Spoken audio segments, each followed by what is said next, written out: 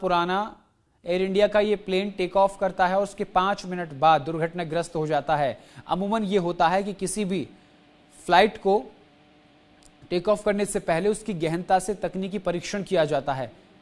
बावजूद इसके एक बड़ा हादसा हो गया। किस तरीके से देखते हैं आप, टेक्निकल खामी या फिर कुछ चुनौतियों को नजरअंदाज किया गया?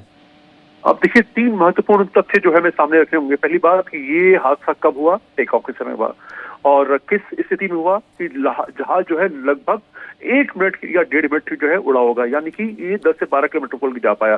तीसरा जो फैक्टर है वो ये कि जब टेक ऑफ करते हैं तो जहाज का वजन सबसे ज्यादा होता है। मीन्स कि इसमें देखिए तेल पूरा भरा है, क्योंकि इसको 9000 किलोमीटर, लंदन जो है अहमदाबाद से 9000 किलोमीटर दूर है, 9000 किलोमीटर उसको यात्रा करनी थी, और उसके लिए लगभग 1.25 टन जो है इसमें, सॉरी 1.25 लीटर जो है इसमें ईंधन था। तो जब ऐसे कंडीशन में जब जहाज टेक ऑफ करता है तो उसको जो रिक्वायरमेंट है इंजन की, वो बहुत ज्यादा पावर चाहिए होती है। हालांकि इसमें जनरल इलेक्ट्रिक और रोल्स रॉयस का इंजन है, बहुत माना हुआ इंजन है, और ये इसमें जो बेहतरीन जहाज जो है इस समय एयरलाइनर्स उसमें है। तो ये जब रिक्वायर्ड जो इसको पावर चाहिए थी वो जनरेट नहीं हो पाई, जिसकी वजह से जहाज जो है वहीं क्रैश हो गया। अब बात होती है कि क्यों नहीं हो पाई। निश्चित रूप से ये टेक्निकल विषय है जो कि जांच के बाद ही पता चल पाएगा, कि क्योंकि जहाज जो बहुत चलता है और इसका रिकॉर्ड ड्रीम लाइनर का बहुत बढ़िया है, क्योंकि ये लगभग 45 लाख फ्लाइट कर चुका है, और 9 करोड़ से अधिक जो है वो यात्रियों को सेवा प्रदान कर चुका है। तो जहाज के बारे में कहना थोड़ा सा मुश्किल होगा, लेकिन देखिए एविएशन का सेक्टर ऐसा है जिसमें कि बहुत सारे जो हादसे हो सकते हैं अगर आप सावधानी न बरतें। अब सावधानी कहाँ नहीं बरती गई वो देखने की बात है, और जो दूसरे अन्य कारण होते हैं वो मौसम का है। कह सकते हैं कि एयर डिफेंस रडार जो है उससे कोई ना कोई ऐसी मिसकम्युनिकेशन हुआ होगा, या फिर जिस तरीके से बताया जा रहा है पायलट ने मिड डे कॉल किया था। मिड डे कॉल का मतलब है आपातकालीन इमरजेंसी स्थिति में लैंडिंग को लेकर कॉल करना।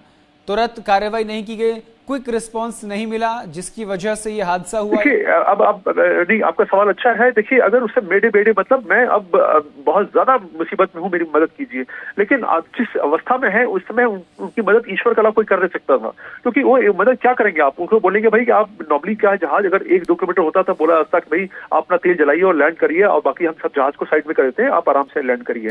इसके अलावा कोई बनता नहीं है, क्योंकि ये जो है इतनी कम ऊंचाई है जहां से कि मुश्किल होता है। इवन हम जो एयरफोर्स में फाइटर जहाज होते हैं उनको भी जो है उसमें इजेक्ट करने के अंदर मुश्किल होती है, इतनी कम ऊंचाई पर। तो बहुत सारे फैक्टर थे, ये कहना कि उसको आवश्यक हेल्प नहीं करेगी गलत है वो। सर, जब कोई विमान चालक मेडे का संकेत देता है तो ऐसे में एयरपोर्ट की भूमिका क्या रह जाती है?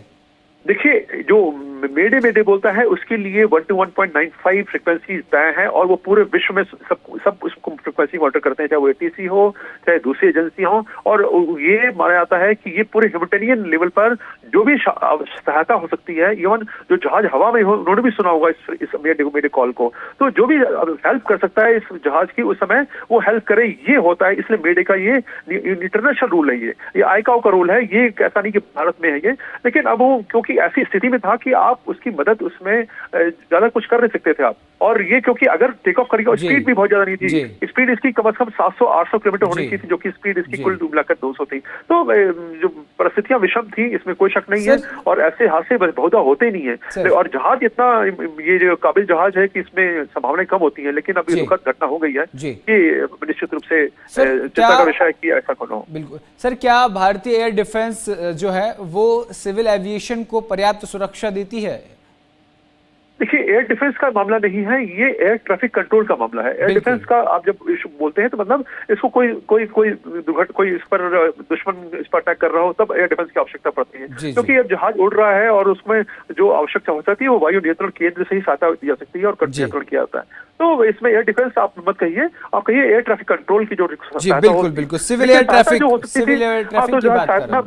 मुझे कंप्लीट करने दीजिए। तो सहायता जो हो सकती थी वो ये होती थी कि एम्बुलेंस आप जल्दी भेज दीजिए, क्रैश टेंडर्स भेज दीजिए, यानी कि दमकल विभाग की गाड़ियां जाएं और जो भी सहायता हो सके, जो भी बचाया जा सकता है जिससे पैसेंजर को, उतना जल्दी से जल्दी बचाएं। क्योंकि पहला 1 घंटा जो एक्सीडेंट का उसको गोल्डन पीरियड कहता है, उस गोल्डन पीरियड में आप जितने लोगों को बच जाएंगे, उसके बाद जो है जितना लेट होता जाएगा संभावनाएं लोगों के जीवित होने की कम होती है, क्योंकि इतना बड़ा हादसा होने के बाद इंजन में आग लगी हुई है, इतना बेहवा आ गए, 1 लाख लीटर तेल जलना है, इसमें से बचना जो है केवल ईश्वर की मर्जी से ही हो पाएगा ये। बिल्कुल सर, टेक ऑफ, बिल्कुल सर, टेक ऑफ के तुरंत बाद अगर कोई तकनीकी खराबी आती है तो क्या एयरफोर्स इंटरसेप्शन की संभावना रहती है?